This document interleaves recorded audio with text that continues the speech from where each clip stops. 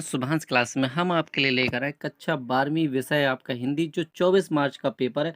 उस मार्च के पेपर का फुल सॉल्यूशन लेकर आए हैं। कक्षा 12वीं विषय हिंदी हिंदी के पेपर का फुल सॉल्यूशन है। तो वीडियो को पूरा देखिएगा। यदि वीडियो पसंद आए तो चैनल को सब्सक्राइब कर दीजिएगा, बेल आइकन को ऑन कर दीजिए। आपके सभी A to Z सभी क्वेश्चनों का आंसर लेकर आए हैं कक्षा 12वीं हिंदी। तो देख लेते हैं क्वेश्चंस। तो पहला क्वेश्चन है आपका, वासुदेव शरण अग्रवाल की कृति है। तो ऑप्शन दिए गए हैं। पहला ऑप्शन दिए मेरी असफलता है, माता भूमि, आधे अधूरे, आखिरी चट्टान। तो इसका राइट आंसर क्या हो जाएगा? माता भूमि। वीडियो को पूरा देखिएगा, सभी क्वेश्चनों के आंसर मिलेंगे आपको। दूसरा ख नंबर क्वेश्चन है, निम्नलिखित में से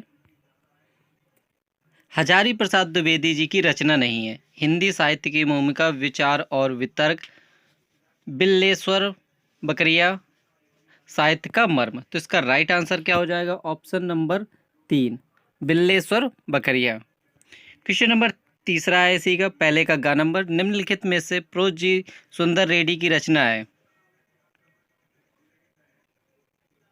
मेरे विचार, सूरज का सातवां घोड़ा, आल बाल, मैंने सिर पहुंचाई। तो इसका राइट आंसर क्या हो जाएगा? मेरे विचार। तो राइट आंसर क्या हो जाएगा? मेरे विचार। इसके बाद क्वेश्चन नंबर नेक्स्ट है, अग्नि की उड़ान पुस्तक के रचनाकार है सच्चिदानंद, हीरानंद, वत्सल अग्रवाल, पंडित दीनदयाल उपाध्याय, धर्मवीर भारती, APJ अब्दुल कलाम। तो इसका राइट आंसर क्या हो जाएगा? APJ अब्दुल कलाम। इसके बाद नेक्स्ट क्वेश्चन है, फणीश्वर रेणु की कृति ठुमरी किस विधा पर आधारित है? यात्रा, संस्मरण, उपन्यास, कहानी, रिपोर्ट, ताज। तो इसका राइट आंसर क्या हो जाएगा? कहानी।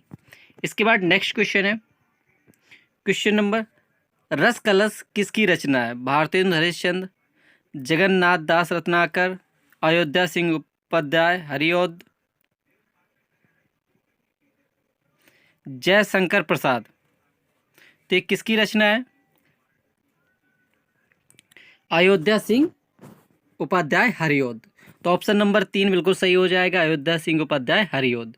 इसके बाद क्वेश्चन नंबर ख है, मैथिली शरण गुप्त की महाकाव्यात्मक कृति है।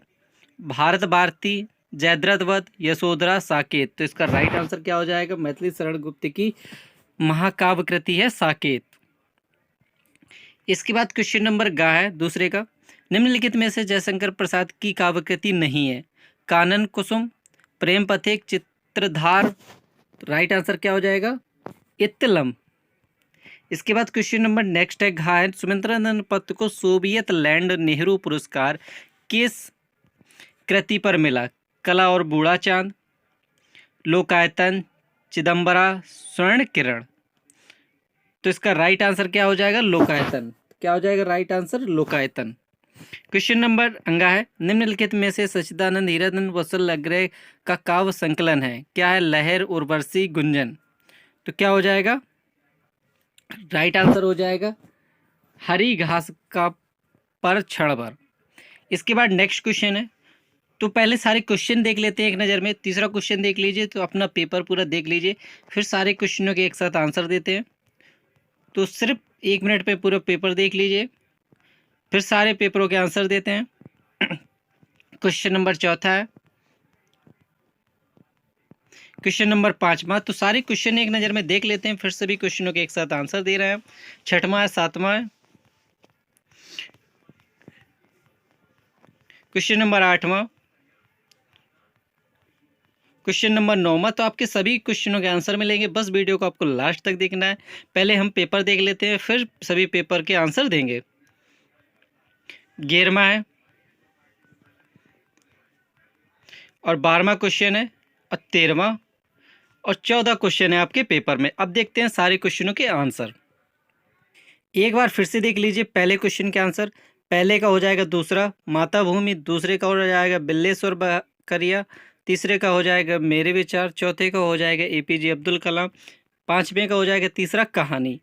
इसके बाद दूसरा क्वेश्चन है, दूसरे का हो जाएगा तीसरा अयोध्या सिंह उपाध्याय, खा नंबर का हो जाएगा साकेत, गा नंबर का हो जाएगा इत्तलम, घा का हो जाएगा लोकायतन और अंडा नंबर का हो जाएगा हरी घास छड़बर।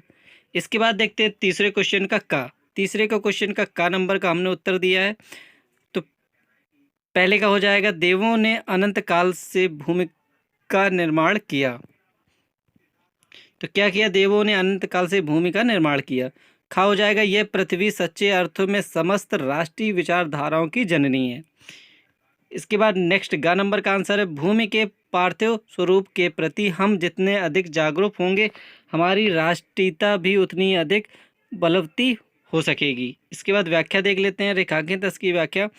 डॉक्टर वासुदेव शरण अग्रवाल के अनुसार राष्ट्रीयता एवं पृथ्वी का संबंध अटूट और अनिवार्य रूप से आवश्यक है। इसलिए पृथ्वी के साथ राष्ट्रीयता का संबंध अथवा आधार जितना अधिक मजबूत होगा, उतनी ही अधिक राष्ट्रीय भावना का विकास भी संभव होगा। इस दृष्टि से प्रत्येक व्यक्ति का यह परम आवश्यक कर्तव्य एवं धर्म है कि वह पृथ्वी के भौतिक स्वरूप से पूरी तरह से परिचित रहे, साथ ही उसके सौंदर्य, उपयोगिता एवं महत्व की भी अधिकाधिक जानकारी रखे।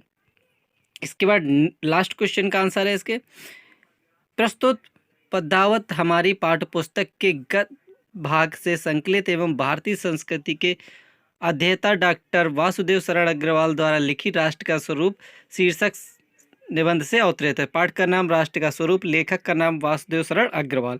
इसके बाद क्वेश्चन नंबर चौथा है, चौथे का भी पद्यांश का करना है, तो चौथे का किया हमने, तो ये सारे उत्तर है। पहले का हो जाएगा श्री कृष्ण, दूसरे क्वेश्चन का आंसर हो जाएगा श्री कृष्ण, तीसरे का हो जाएगा राधा, और रेखांकित अंश की व्याख्या।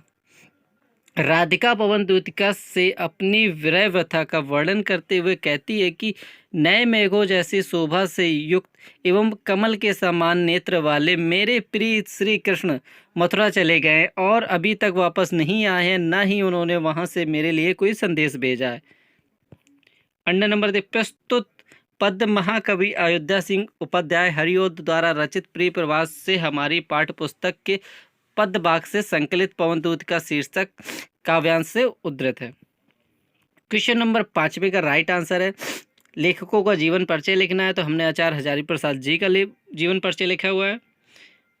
जीवन परिचय, हिंदी के श्रेष्ठ निबंधकार आचार्य हजारी प्रसाद द्विवेदी का जन्म सन 1907 ईस्वी में बलिया जिले के दुबे नामक छपरा ग्राम में हुआ था। इनके पिता श्री अनमोल द्विवेदी ज्योतिष एवं संस्कृत के प्रचंड विद्वान थे, अतः इन्हें ज्योतिष और संस्कृत की शिक्षा उत्तराधिकार में प्राप्त हुई। काशी जाकर इन्होंने संस्कृत साहित्य और ज्योतिष का उच्च स्तरीय ज्ञान प्राप्त किया। इनकी प्रतिभा का विशेष विकास विश्वविख्यात संस्था शांति निकेतन में हुआ। यहाँ से ये 11 वर्ष तक हिंदी भवन के निर्देशक के रूप में कार्य करते रहे। वहीं इनके विस्तृत अध्ययन और लेखन का कार्य प्रारंभ हुआ। सन 1949 में लखनऊ विश्वविद्यालय में इन्हें डीएलएड की उपाधि, सन 1957 में भारत सरकार ने पद्म भूषण की उपाधि से विभूषित किया। इन्होंने काशी हिंदी विश्वविद्यालय और पंजाब विश्वविद्यालय में हिंदी विभाग के अध्यापक पद पर कार्य किया तथा उत्तर प्रदेश सरकार की हिंदी ग्रंथ अकादमी के अध्यक्ष रहे। तत्पश्चात ये हिंदी साहित्य सम्मेलन प्रयाग के सभापति भी रहे। 19 मई 1979 में को यह विद्युत साहित्यकार के कारण स्वर्ग सिधार गए। रचनाएं आचार्य द्विवेदी की बहुत विस्तृत है। इन्होंने अनेक विधाओं में उत्तम साहित्य की रचना की है। निबंध संग्रह अशोक के फूल, कुटज, विचार विरय, विचार और वितर्क, आलोचनाएं, इतिहास, उपन्यास, संपादक, अनुदित रचनाएं। 5वां है इसका, 5वें का खा नंबर, कवि का लिखना है, तो महादेवी वर्मा जी का जीवन परिचय लिखा गया। महादेवी वर्मा जी का जन्म फर्रुखाबाद के एक शिक्षक कास्त परिवार में सन 1907 ईस्वी में संवत 1963 में होलिका दहन के दिन हुआ था। इनके पिता श्री गोविंद प्रसाद वर्मा भागलपुर के एक कॉलेज में प्रधानाचार्य थे। इनकी माता हेम रानी परम विदुषी धार्मिक महिला थी एवं नाना ब्रज भाषा के अच्छे कवि थे। महादेवी जी पर इन सभी का प्रभाव पड़ा। अंततः वे एक प्रसिद्ध कवित्री, प्रकृति एवं परमात्मा की निष्ठावान उपासिका और सफल प्रधानाचार्य के रूप में प्रतिष्ठित हुई। इनकी प्रारंभिक शिक्षा इंदौर में और उच्च शिक्षा प्रयाग में हुई। संस्कृत से एमए उत्तीर्ण करने के बाद ये महिला विद्यापीठ में प्रधानाचार्य हो गई। इनका विवाह 9 वर्ष की अल्पायु में हो गया था। इनके पति श्री रूपनारायण सिंह एक डॉक्टर थे, परंतु इनका दाम्पत्य जीवन सफल नहीं रहा। विवाह उपरांत ही इन्होंने एफए, बीए और एमए की परीक्षाएं सम्मान सहित उत्तीर्ण की। महादेवी जी ने घर पर ही चित्रकला संगीत की शिक्षा भी प्राप्त की। इन्होंने नारी स्वतंत्रता के लिए संघर्ष किया, परंतु अपने अधिकारों की रक्षा के लिए नारियों का शिक्षित होना भी आवश्यक बताया। कुछ वर्षों तक ये उत्तर प्रदेश विधान परिषद की मनोनीत सदस्य भी रहीं। भारत के राष्ट्रपति ने इन्हें पद्म भूषण की उपाधि प्राप्त की। हिंदी साहित्य सम्मेलन की ओर से इन्हें शेख सरिया पुरस्कार तथा मंगला प्रसाद पारितोषिक मिला। सन 1983 में भारत भारतीय एवं नवंबर 1983 में यामा पर ज्ञानपीठ पुरस्कार से इन्हें सम्मानित किया गया। 11 सितंबर 1987 ईस्वी को इस महान लेखिका का स्वर्गवास हो गया। इनकी रचनाएं देख लीजिए, निहार, रश्मि, नीरजा, संध्य, दीपशिखा, यामा। इसके बाद क्वेश्चन नंबर 6 है, कहानी का है, सारांश लिखना है। तो हमने पंचलाइट कहानी का लिखा है। फणीश्वर नाथ रेणु जी की हिंदी जगत में सुप्रसिद्ध आंचलिक कथाकार हैं। अनेक जन आंदोलनों से वे निकट से जुड़े रहे, इस कारण ग्रामीण अंचलों में उनका निकट का परिचय है। उन्होंने अपने पात्रों की कल्पना किसी कॉफ़ी हाउस में बैठकर नहीं किया, अपितु वे स्वयं अपने पात्रों के बीच रहे। बिहार के अंचलों के सजीव चित्र इनकी कथाओं के अलंकार हैं। पंचलाइट भी बिहार के आंचलिक परिवेश की कहानी है। शीर्षक कथा का एक केंद्र बिंदु है। शीर्षक को पढ़कर ही पाठक कहानी को पढ़ने के लिए उत्सुक हो जाता है। इस कहानी के द्वारा रेणु जी ने ग्रामीण अंचल का वास्तविक चित्र खींचा है। गोधन के द्वारा पेट्रोमैक्स जला देने पर उसकी सभी गलतियां माफ़ कर दी जाती हैं, उस पर लगे सारे प्रतिबंध हट जाते हैं तथा उसे मनोनुकूल आचरण की छूट भी मिल जाती है। इससे स्पष्ट है कि आवश्यकता से बड़े बड़े रूढ़िगत संस्कार और परंपरा को व्यर्थ साबित कर देती है। कथानक संक्षिप्त, रोचक, सरल, मनोवैज्ञानिक एवं यथार्थवादी है। इसी केंद्रीय भाव के आधार पर कहानी एक महत्वपूर्ण उद्देश्य को स्पष्ट किया गया है।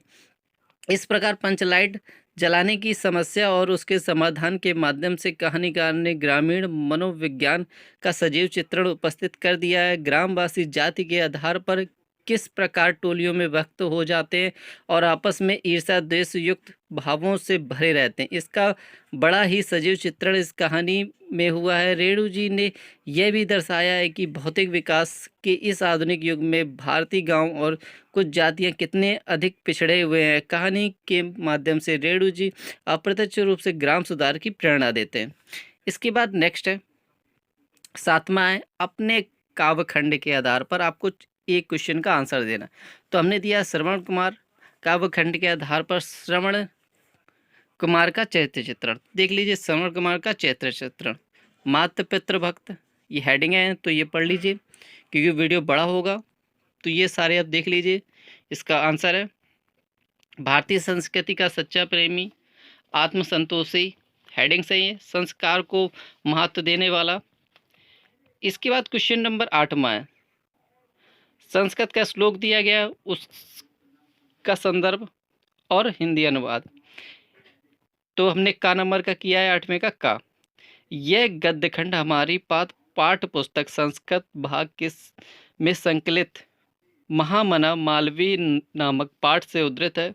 अनुवाद महामना विद्वान, वक्ता, धार्मिक नेता एवं कुशल पत्रकार थे, किंतु इनका सर्वोत्तम गुण जनसेवा ही था।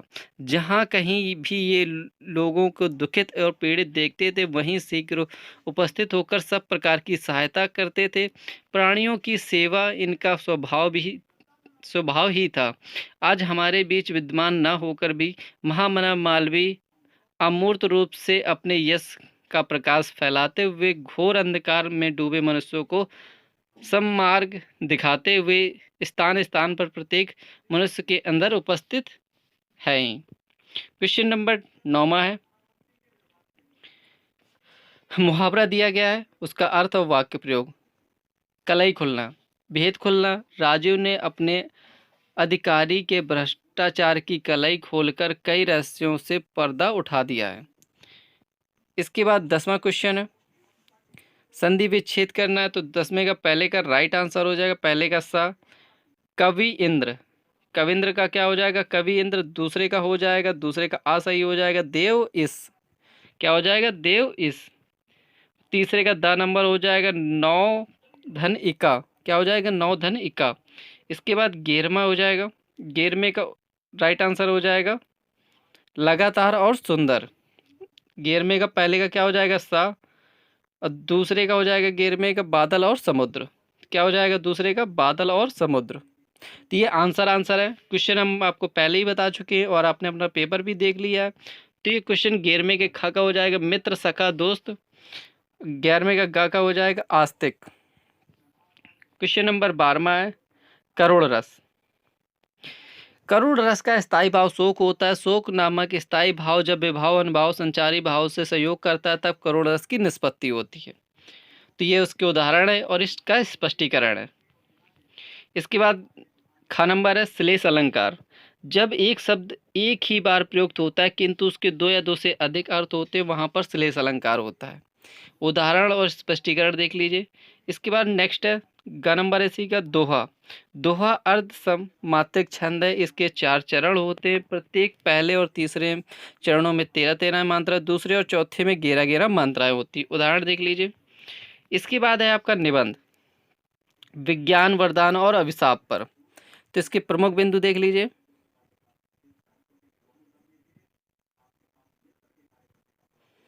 इसके प्रमुख बिंदु प्रस्तावना विज्ञान वरदान के रूप में, यातायात के क्षेत्र में, संचार के क्षेत्र में, दैनंदिन जीवन में, स्वास्थ्य एवं चिकित्सा में, औद्योगिक क्षेत्र में, कृषि के क्षेत्र में, शिक्षा के क्षेत्र में, मनोरंजन के क्षेत्र में, विज्ञान अभिशाप के रूप में, उपसंहार। तो पहली हेडिंग है प्रस्तावना। तो देख लीजिए सारा, क्योंकि वीडियो बड़ा होगा तो आपको सिर्फ पीडीएफ में दिखाई दे रहा है, तो आप इनके क्वेश्चनों के आंसर देख लीजिए। विज्ञान वरदान के रूप में, यातायात के क्षेत्र में, संचार के क्षेत्र में, दैनंदिन जीवन में, स्वास्थ्य एवं चिकित्सा के क्षेत्र में, औद्योगिक क्षेत्र में, कृषि के क्षेत्र में, शिक्षा के क्षेत्र में, समुद्रण, मनोरंजन के क्षेत्र में, चलचित्र, विज्ञान अभिशाप के रूप में, विध्वंसक साधनों के अतिरिक्त।